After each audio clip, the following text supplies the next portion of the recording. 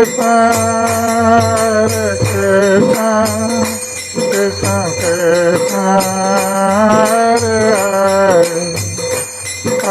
Rama, Rama Rama Rama, Hare Hare। आज हम श्रीमद् भागवत के षष्ठ स्कंद तीसरा अध्याय श्लोक नंबर 12 का पाठ कर रहे हैं। इस अध्याय का नाम यमराज द्वारा अपने दूतों को आदेश।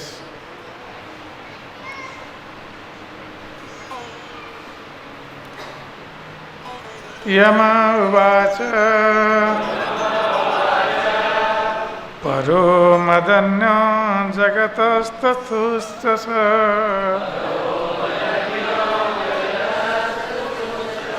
ओतं कृतं पटवदत्र विश्वम्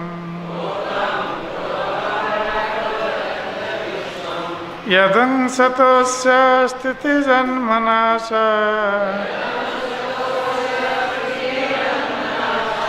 नश्योतवद्यस्य वशे च लोकः। यम उवाच, यमराज ने उत्तर दिया, परः श्रेष्ठ मत मुझसे, अन्यः दूसरा, जगतः समस्त चर वस्तुओं का, तस्तु सह अचर वस्तुओं का, च तथा ऊतम चौड़ाई में, आर पार, प्रोतम लंबाई में, पटवत बुने हुए वस्त्र की भांति, यत्र जिसमें, विश्वम विराट जगत, यत जिसका, अंशतः आंशिक विस्तार से, अस्य इस ब्रह्मांड का, स्थिति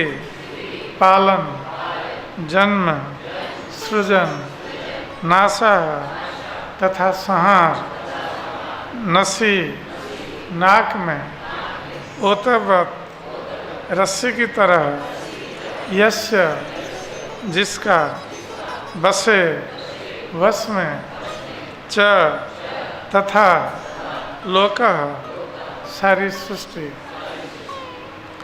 इस श्लोक का अनुवाद और तात्पर्य श्रील प्रभुपाद के द्वारा अनुवाद।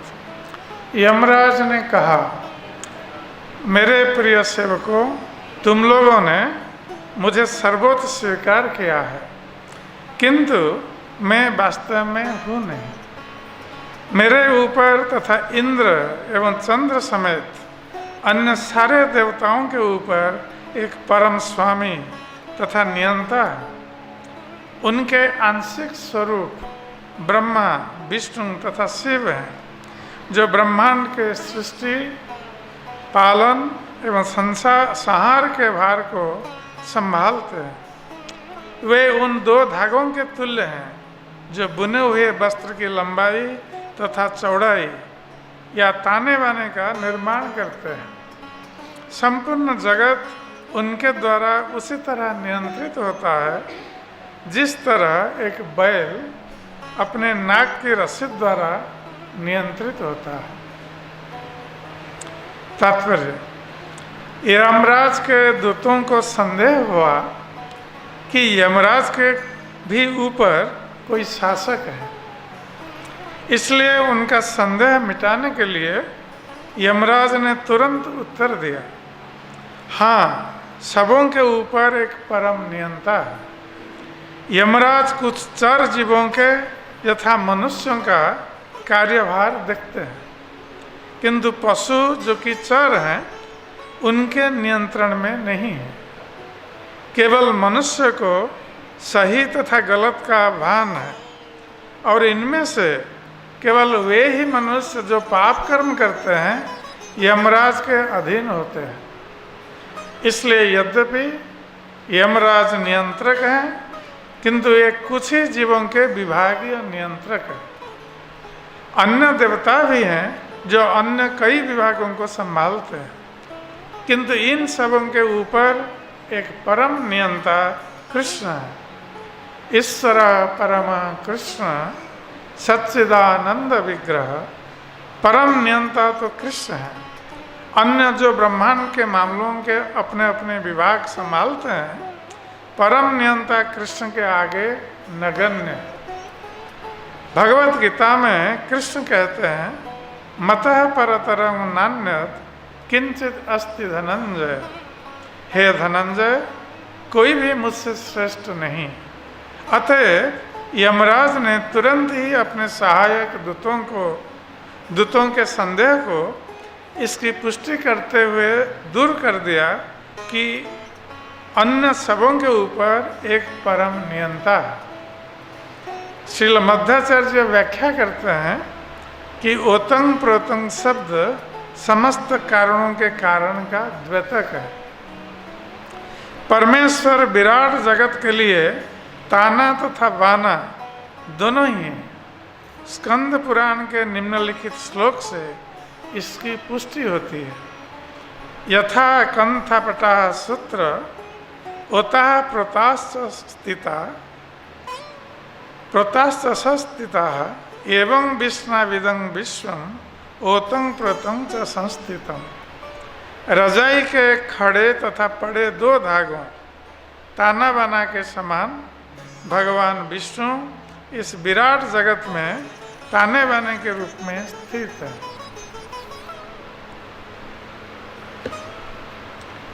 ओम अज्ञानतिमिरान्धस्य ज्ञानाञ्जनशलाकया चक्षुरुन्मिलितं येन तस्मै श्रीगुरवे नमः। श्रीचैतन्यमनोभीष्टं स्थापितं येन भूतले स्वयं रूप कदा मह्यं ददाति स्वपदान्तिकं। वन्देऽहं श्रीगुरो श्रीयुतपदकमलं श्रीगुरुं वैष्णवंश श्रीरूपं साग्रजातं सगणरघुनाथं तं सजीवं साद्वैतं सावधूतं परिजनसहितं कृष्णं चैतन्यदेवं श्रीराधाकृष्णपादान् सगणललिता श्रीविशाखान्वितंश्च। हे कृष्ण करुणा सिन्धो दीनबन्धो जगत्पते गोपेश गोपिकान्त राधाकान्त नमस्तुते। तप्तकाञ्चन गौराङ्गी राधे वृन्दावनेश्वरी वृषभानुसुते देवी प्रणमामि हरिप्रिये।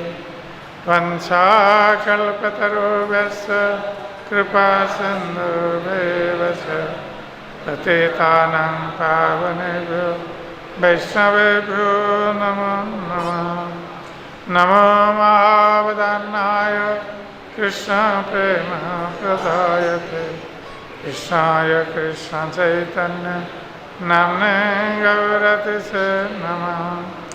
जय श्री कृष्ण चैतन्य प्रभु नित्यानंद श्री अद्वैत गदाधर शिवासादि गौरभक्तवृंद। हरे कृष्ण कृष्ण कृष्ण हरे हरे हरे राम राम राम हरे हरे। हरे कृष्ण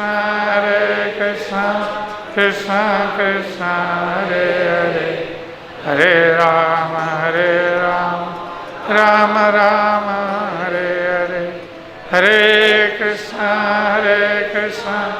कृष्ण कृष्ण हरे हरे हरे राम राम राम हरे।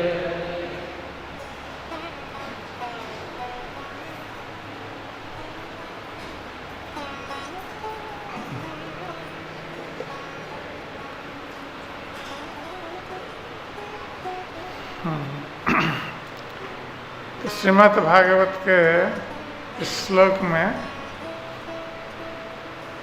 यमराज अपने दूतों के संदेह को दूर करते हुए अपनी स्थिति को स्पष्ट कर रहे हैं। हम लोग जानते हैं कि किस प्रकार यमदूतगण यमराज के आदेश के पालन में असमर्थ हुए थे। यद्यपि यमराज ने उनको आदेश दिया था अजामिल को, जो कि बहुत बड़ा पापी था, उनके पास ले आने के लिए, किंतु यमदूतगण इस कार्य को करने में समर्थ नहीं हुए, क्योंकि अजामिल ने अंतिम समय में अपने पुत्र नारायण का नाम उच्चारण किया था।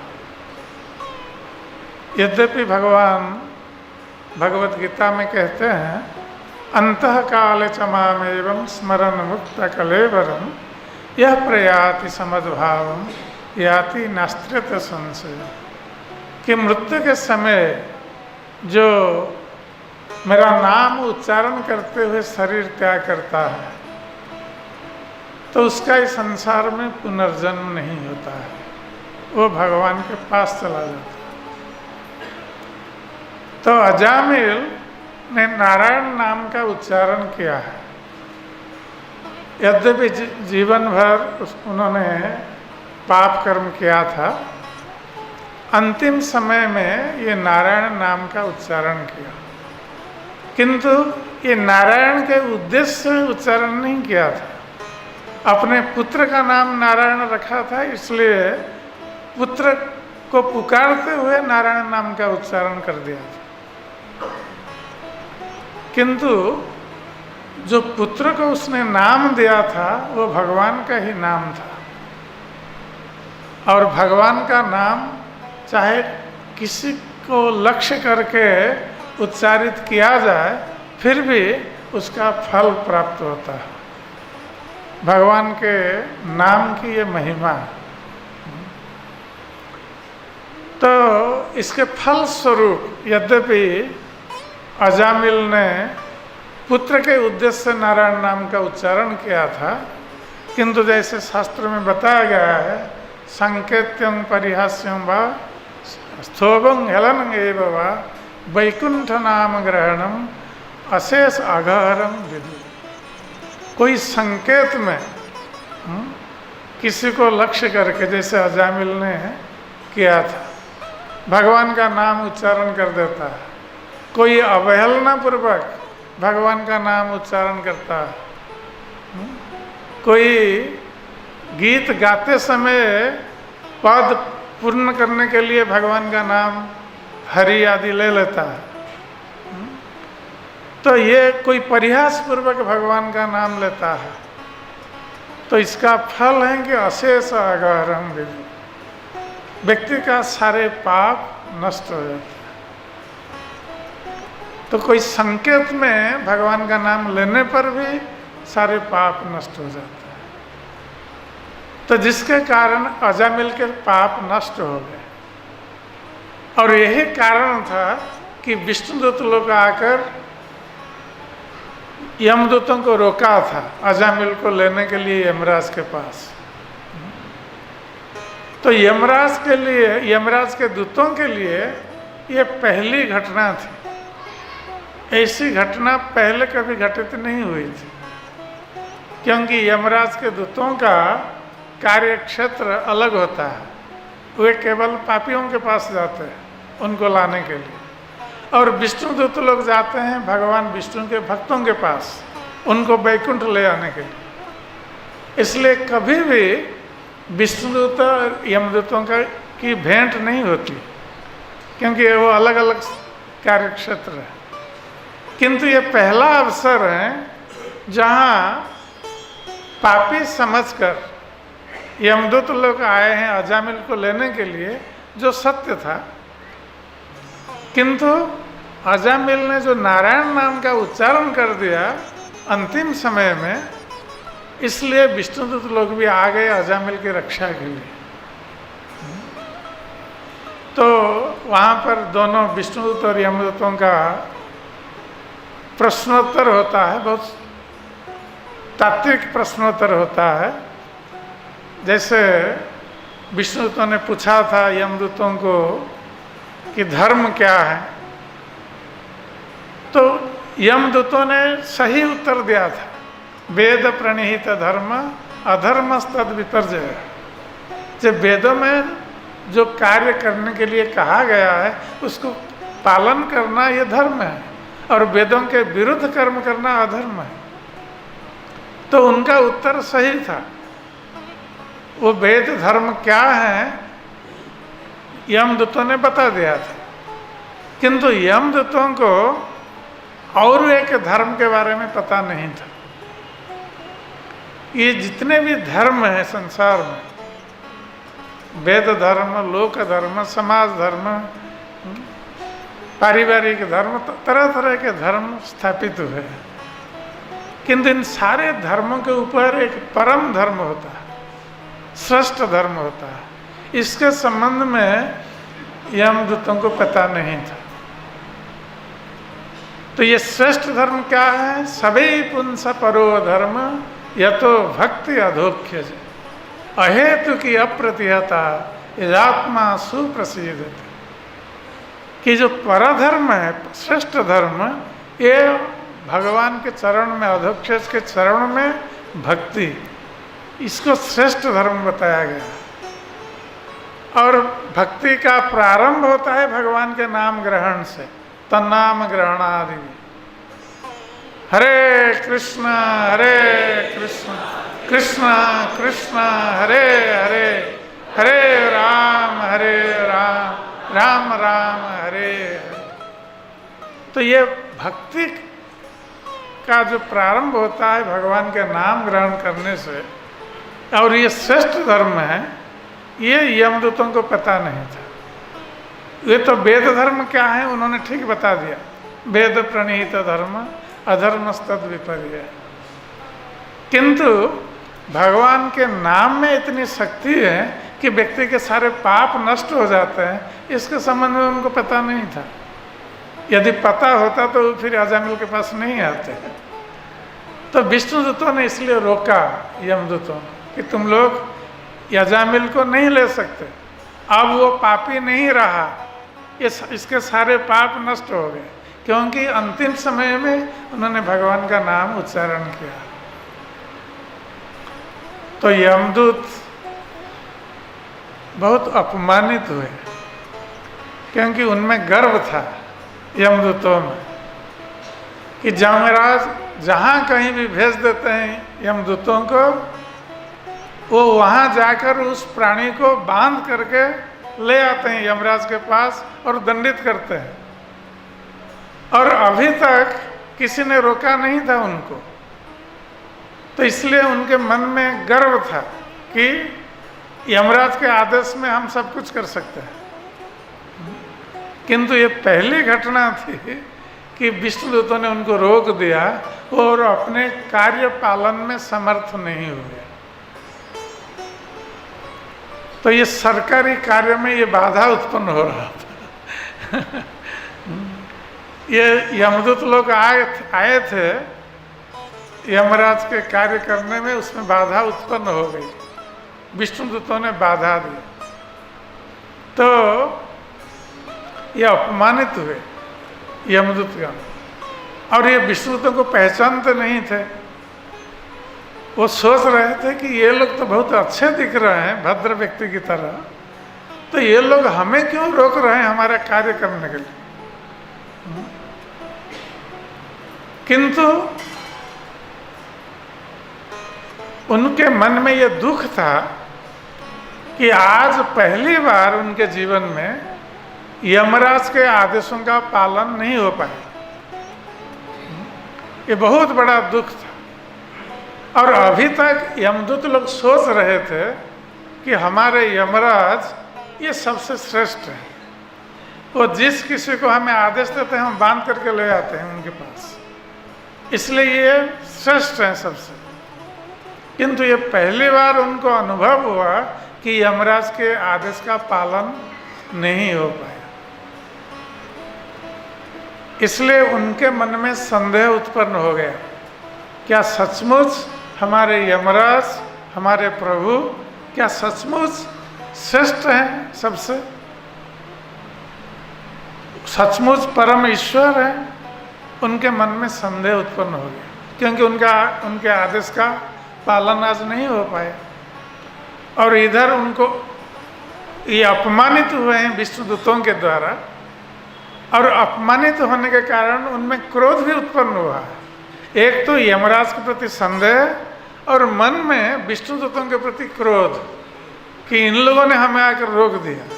हाँ, ये कौन है सो? पता नहीं कहाँ से आ गए और हमारे कार्य में उन लोगों ने बाधा उत्पन्न की। तो उनके प्रति क्रोध, और उनको ऐसा लग रहा था यमदूतों को कि यदि उनमें सामर्थ्य होती तो ये विष्णुदूतों को बांधकर ये यमराज के पास ले चलते, किंतु वो ऐसा नहीं कर सकते थे, क्योंकि वो देख रहे थे कि ये जो विष्णुदूत आए हुए हैं ये सब चतुर्भुजधारी है। इनमें इनके 4 भुज हैं और 4 भुजाओं में ये सब अस्त्र शस्त्र धारण किए हैं, शंख चक्र गदा पद्म आदि। तो चक्र और गदा के बारे में सभी को पता है कितने शक्तिशाली है। भगवान का चक्र सुदर्शन चक्र, सुदर्शन महाज्वाल, सूर्य कोटि समप्रभ। इस सुदर्शन जो है भगवान के चक्र, उनमें महान ज्वाला उत्पन्न होती है, ज्वालामुखी के समान। सूर्य कोटि समप्रभ, एक साथ एक सूर्य उदित होता है तो कितनी उत्ताप, कितना उत्ताप प्रदान करता है एक सूर्य। हमको कितना कष्ट होता है गर्मी के दिनों में, और एक साथ कोटि सूर्य उत्पन्न हो जाए तो हमारी अवस्था क्या होगी। तो सुदर्शन इस प्रकार महाज्वाल, उनसे उत्ताप ताप निकलता। तो ये लोग सब शंख चक्र गदा पद्म धारण किए हुए हैं, तो इसलिए यमदूतों को भय भी उत्पन्न हो गया था। उनको बांध करके ले नहीं सकते थे विष्णुदूतों को। तो निराश होकर मन में क्रोध और अपमान, उसके साथ साथ अपने प्रभु यमराज के प्रति संदेह, इसको लेकर यमदूत लोग गए हैं यमराज के पास। और जब यमराज से मिले, उनका पहला प्रश्न था कि आप बताइए कि संसार में आप सर्वोच्च व्यक्ति हैं ना, आपसे ऊपर और कोई है? और इससे पता चलता है कि वो कितने क्रोध में थे और कितना संदेह उत्पन्न हो गया था यमराज के प्रति। तो उनका पहला प्रश्न था कि आप सर्वोच्च हैं ना, आपके ऊपर और कोई है, ये पहले बताइए। तो ये प्रश्न करके फिर बता रहे हैं क्या क्या घटना घटित हुई, कि कैसे ये 4 आए, कोई महापुरुष जैसे लग रहे थे, सिद्ध पुरुष, और उन लोगों ने आकर रोक दिया। जैसे ही अजमिल ने नारायण शब्द का उच्चारण किया, इन लोगों ने हमें रोक दिया उसको लाने। तो यमराज स्मित हास्य कर रहे थे इन लोगों के स्वभाव को देखकर, यमदूतों के। और विशेष रूप से यमदूतों के मुख से जो नारायण शब्द का उच्चारण हुआ, इससे यमराज बहुत प्रसन्न थे, क्योंकि यमलोक में यमराज कभी नारायण नाम उच्चारण का श्रवण नहीं करते हैं। वहाँ नारायण नाम का उच्चारण नहीं होता, क्योंकि यमराज की ऐसी सेवा है, भगवान ने उनको ऐसी सेवा दी है कि यमराज प्रतिदिन यमदूत पापियों को लेकर आएंगे और यमराज के सामने चित्रगुप्त बताएंगे इनका क्या क्या पाप कर्म है। तो ये पापियों के पाप कर्म ही सुनते श्रवण करते रहते हैं यमराज। तो भगवान के नाम का श्रवण वहाँ नहीं होता यमलोक।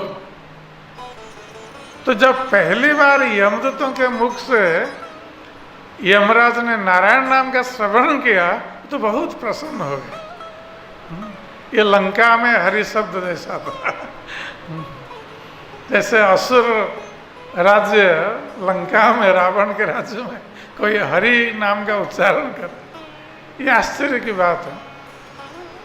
ठीक उसी प्रकार यम राज के लोक में, यमलोक में कोई नारायण का नाम का उच्चारण करे, ये आश्चर्य की बात है। इसलिए यमराज बहुत प्रसन्न हुए कि चलो बहुत वर्षों के पश्चात या युगों के पश्चात कहिए, आज यमलोक में नारायण नाम का उच्चारण या श्रवण करने को मिला। तो यमराज बहुत प्रसन्न होकर अब उत्तर दे रहे हैं यमदूतों को। वस्तुतः यमराज 12 महाजनों में एक है और वे भी भगवान के परम भक्त हैं। और भगवान ने ये सेवा दी है कि लोगों के पाप कर्म का विचार करके उनको दंडित करने के लिए वो जज का काम कर रहे हैं, सुप्रीम जज का काम कर रहे हैं, किंतु भगवान के आदेश से। तो उनके मन में दुख था, यमराज के मन में, कि भगवान ने ऐसी सेवा मुझे दी कि कभी भी भगवान का नाम तो उच्चारण नहीं होता है या श्रवण करने को नहीं मिलता है यहाँ पर। तो भगवान अंतर्यामी हो जानते थे यमराज के मन में दुख को कि ये भक्त हैं, मेरा श्रवण कीर्तन करना चाहते हैं, किंतु उनको ये अवसर प्राप्त नहीं हो रहा है यमलोक में, किंतु मेरे आदेश से सेवा कर रहे हैं। तो इसलिए भगवान ने व्यवस्था की थी यमराज को अभिशप्त करने के लिए। तो मांडव्य मुनि ने श्राप दिया था यमराज को। आप लोग जानते हैं किस प्रकार मांडव्य मुनि को बिना दोष से सूली पर बैठाया गया था, क्योंकि कुछ चोर लोग चोरी करके भाग रहे थे, उनके पीछे सिपाही दौड़ रहे थे। तो वो मांडव्य मुनि अपने आश्रम में ध्यान में बैठे थे, हाथ ऊपर करके। एक आश्रम में एक पेड़ के नीचे बैठ करके तपस्या कर रहे थे। और ये चोर लोग उसी आश्रम में, उनके आश्रम में प्रवेश कर गए और देखा कि मांडव्य मुनि तपस्या कर रहे हैं, तो वो जाकर आश्रम में छिप गए और जो चोरी धन लेकर गए थे वो वहाँ भी रख दिया था। तो सिपाही जब जा रहे थे पीछे पीछे खोजते हुए चोरों को, तो देखा कि मांडव्य मुनि आश्रम में है, तपस्या कर रहे हैं। जाकर उनको पूछा कि ये चोर हमारे आगे दौड़ रहे थे, हम उनके पीछे जा रहे हैं उनको पकड़ने के लिए, आपने देखा है ये चोर कहाँ गए? तो मांडव्य मुनि तो वो ध्यान में थे, उन्होंने कुछ कहा नहीं। तब सिपाहियों ने क्या किया, तो मांडव्य मुनि के आश्रम की तलाशी ली, खोजने लगे आश्रम, चोर कहीं छिपे। तो खोजते खोजते चोर भी मिले और चोरी का सामान भी मिल गया। तो सिपाहियों ने सोचा कि ये मांडव्य मुनि भी चोरों के साथ है, तो उनको भी चोरों के साथ पकड़ करके ले गए। तो राजा ने आदेश दिया सभी को सूली पर चढ़ा दीजिए। तो मांडव्य मुनि चोरों के साथ उनको भी सूली पर चढ़ाया गया, किंतु वो सूली पर बैठकर भी वो भगवान का ध्यान करने लगे और उनकी मृत्यु नहीं हुई। तो जब सिपाहियों ने देखा कि उनकी मृत्यु नहीं हो रही है, तब जाकर राजा से कहा कि ये तो मुनि को हमने आपने कहा हम सूली पर बिठा दिए, उनकी मृत्यु नहीं हो रही है। तो राजा ने सोचा कि मुनि शायद निर्दोष हैं, इसलिए उनकी मृत्यु नहीं हो रही है। तो राजा दौड़ करके आए, आकर मांडव्य मुनि से क्षमा प्रार्थना की, हमें क्षमा कर दीजिए, हमें पता नहीं था कि आप निर्दोष हैं, और उस सूली से निकालने के लिए प्रयत्न किया। और वो सूल इतना प्रवेश कर गया था उनके शरीर में भी, वो निकल नहीं रहा था, उनको काटना पड़ा। तो जो भी हो, तो मांडव्य मुनि ने सोचा कि ये मैं निर्दोष हूँ, मुझे ये दंड क्यों मिल रहा था। यमराज के पास गए पूछने के लिए। तो यमराज ने कहा कि बचपन में आपने एक कीड़े के शरीर में एक कांटा घोंप दिया था और उसका परिणाम है कि आपको सूली में बैठना पड़ा। तो मांडव्य मुनि ने कहा कि ये कब हुआ, ये घटना कब घटित हुई ना, आपके बचपन में ये घटना घटित हुई। तो मांडव्य मुनि ने कहा कि 12 साल तक जो बच्चा होता है उसको कोई ज्ञान नहीं रहता धर्म अधर्म न्याय अन्याय का, तो उसके लिए आप कैसे उसको दंडित कर सकते हैं। इसलिए आप इस पद पर बैठने के लिए योग्य नहीं हैं। आप जाइए मर्त्यलोक में, वहाँ मनुष्य का जन्म शूद्र के रूप में आप जन्म ग्रहण कीजिए। इसलिए यमराज शूद्र के रूप में जन्म ग्रहण किए, विदुर के रूप में। तो विदुर ही यमराज थे जो धर्म के तत्व को जानते थे। और विदुर अवतार में यमराज को ये सौभाग्य प्राप्त हुआ भगवान के बारे में श्रवण और कीर्तन करने के लिए। जो इच्छा यमराज की थी, इस श्राप के माध्यम से वो इच्छा पूर्ण हुई। तो जो भी हो, यहाँ पर यमराज जो कि अपने दूतों के स्वामी हैं, ये दूतों ने उनको प्रश्न किया है कि वो श्रेष्ठ हैं या उनके ऊपर और कोई है। तो यमराज अब अपने दूतों को, अपने सेवकों को भ्रम में रखना नहीं चाहते। वही प्रभु या मालिक अपने अधीनों को भ्रम में या अंधकार में रख सकता है जो उनके द्वारा कुछ स्वार्थ हासिल करना चाहता है। अपने स्वार्थ के लिए व्यक्ति अपने अधीनों को अंधकार में रखता है, किंतु जिसका कोई अपना स्वार्थ नहीं होता, वो अपने अधीनों का कल्याण चाहता है, तो वो उसके सामने ये ज्ञान प्रदान करता है जिससे उसका उपकार हो। यमराज चाहते तो अपने दूतों को कह सकते थे कि वो ही श्रेष्ठ है, किंतु उन्होंने ऐसा नहीं किया। यमराज ने अपने दूतों से कहा कि मैं श्रेष्ठ नहीं हूँ। तुम लोग यदि सोच रहे हो कि मैं सबसे श्रेष्ठ हूँ, मैं श्रेष्ठ नहीं हूँ, ये तुम्हारा भ्रम है। केवल मैं नहीं, यहाँ तक कि इंद्र चंद्र ब्रह्मा आदि जितने लोकपालगण हैं, उनसे भी श्रेष्ठ, मुझसे श्रेष्ठ परम ईश्वर है जिनके अधीन हम सभी कार्य करते हैं। हम केवल सारे जीवों के हम स्वामी भी नहीं हैं। केवल वही जीव जो पाप करते हैं, पशुओं के ऊपर मेरा अधिकार नहीं है, यमराज कर रहे हैं।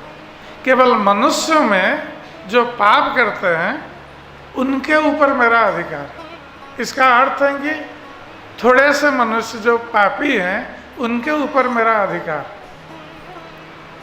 दूसरों के ऊपर नहीं। तो इसलिए मैं एक विभाग को संभालता हूँ।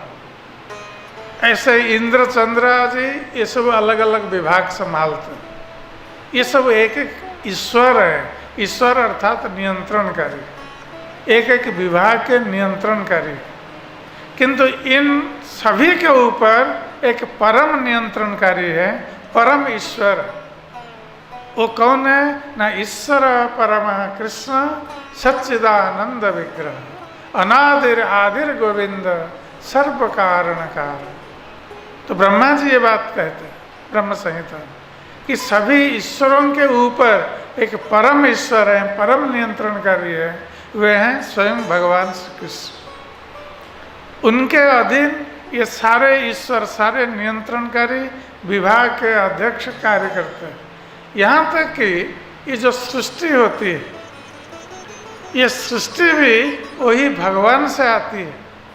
सारे जीव भगवान से सृष्ट है। इसलिए भगवत गीता में भगवान कृष्ण कहते हैं, अहं सर्वस्य प्रभवो मत्तः सर्वं प्रवर्तते इति मत्वा भजन्ते मां बुद्धा भाव समन्विता। जो बुद्धिमान व्यक्ति है यह जानकर मेरी उपासना करता है कि मैं सभी का मूल हूँ, मुझसे सब कुछ निकलता है। ये सारी सृष्टि, सारे जीव, ये सब मुझसे ही निकलते हैं और अंत में मुझ में ही मिल जाते हैं। मैं ही सबका मूल स्रोत। अतः ये जो सृष्टि, उसके साथ साथ सृष्टि का पालन और सृष्टि का संहार, ये तीनों कार्य भगवान अपने अंश के रूप में करते हैं। जैसे ब्रह्मा, विष्णु और शिव जो भगवान के अंश के रूप में ये कार्य संभालते हैं। और उसी प्रकार जिस प्रकार एक वस्त्र बताया गया है, उदाहरण दिया गया है कि वस्त्र में ताना बाना होता है। एक धागा इस प्रकार आता है और दूसरा धागा इस प्रकार जाता है, तब वस्त्र बनता है। तो उसी प्रकार ये जो संसार है, सृष्टि है, इसका ताना बाना ही भगवान कृष्ण है। उनके अतिरिक्त ये सृष्टि संभव नहीं हो सकती, ये जीव जगत संभव नहीं हो सकता। तो इसका अर्थ है कि भगवान सर्व कारण कारण, समस्त कारणों के वो परम कारण है भगवान, जिनके अधीन ये सारे विभाग अध्यक्ष लोकपालगण ये कार्य करते हैं। ब्रह्मा, शिव, इंद्र, चंद्र, वरुण, वायु, जितने भी लोकपालगण हैं, विभिन्न विभाग के अध्यक्षगण हैं, ये लोग सब भगवान के अधीन ही कार्य करते हैं, कोई स्वतंत्र नहीं है। तो ये बात यमराज स्पष्ट कर रहे हैं, अपने दूतों को बता रहे हैं, क्योंकि यमराज ये नहीं चाहते हैं अपने दूतों को अंधकार में रखें और कुछ स्वर्ग सिद्धि करें। क्योंकि संसार में ऐसा देखा जाता है कि जो मालिक होता है वो अपने अधीन को अंधकार में रखता है, जिससे कि वो सदा के लिए उसका शोषण कर सके और अपने स्वार्थ हासिल कर सके। और आजकल ऐसे देखा जाता है, बहुत सारे धार्मिक व्यक्ति भी जो धर्म के नाम पर अपने शिष्यों को सही ज्ञान प्रदान नहीं करते, उनको धर्म के नाम पर और अंधकार में डाल देते हैं। ये नहीं बताते हैं कि वो भगवान स्वयं नहीं है, वो भगवान के सेवक हैं, ये बात नहीं बताते। इसके विपरीत तथाकथित धार्मिक व्यक्तिगण अपने को भगवान घोषित कर देते हैं, जो यमराज यहाँ नहीं कर रहे हैं। इस बार यमराज चाहते तो अपने को भगवान भी घोषित कर सकते थे यमदूतों के सामने, किंतु उन्होंने ऐसा नहीं किया। उन्होंने उनको स्पष्ट ज्ञान प्रदान किया कि स्वयं परम पुरुष भगवान कौन है।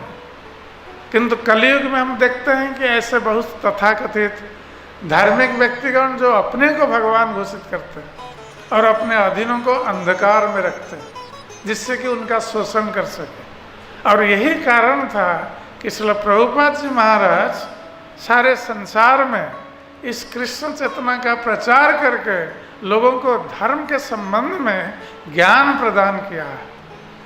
अंधकार से आलोक में ले आए, तमोसोमा ज्योतिर्गमय, कि अंधकार से आलोक की ओर आओ। और ये कैसे संभव है? जब महान साधु महात्मागण संसार में कष्ट सहन करते हुए इस दिव्य ज्ञान को जनता के उपकार के लिए प्रदान करते हैं, तब जनता ज्ञानालोक की स्थिति में पहुंच सकती है। और उस स्थिति में धर्म क्या है अधर्म क्या है व्यक्ति जान सकता है, और उस व्यक्ति को कोई ठग नहीं सकता। कलयुग में बहुत सारे लोग ठगे जाते हैं इसी के कारण, क्योंकि उनको ये ज्ञान प्राप्त नहीं है, और जिनसे ज्ञान प्राप्त करना है वे लोग वस्तुतः उनको अज्ञान में रख रहे हैं, अंधकार में रख रहे हैं। इसलिए कृष्ण चेतना आंदोलन की बहुत बड़ी आवश्यकता है कि कृष्ण चेतना आंदोलन के सारे सदस्य गांव-गांव, शहर-शहर, हर कोने कोने में जाकर इस ज्ञान को प्रदान करके लोगों को इस अंधकार से ऊपर उठाएं, जिससे कि लोगों को ये ज्ञान हो धर्म और अधर्म क्या है, जिससे उनका जीवन सार्थक बन सकता है, मनुष्य जीवन सार्थक बन सकता है। अन्यथा इस अंधकार के कारण, अज्ञान अंधकार के कारण मनुष्य पुनः उस अंधकार लोक में नीचे अंधकार की ओर जाता रहे, और दुर्लभ मनुष्य जन्म उसका व्यर्थ हो जाएगा। इसलिए जो कृष्ण चेतना आंदोलन में इस ज्ञान को प्राप्त किए हुए हैं, उनका ये कर्तव्य है कि इस ज्ञान को सभी के पास पहुंचाए, जिससे कि लोग अपने मनुष्य जन्म को सार्थक कर सकें। हरे कृष्ण।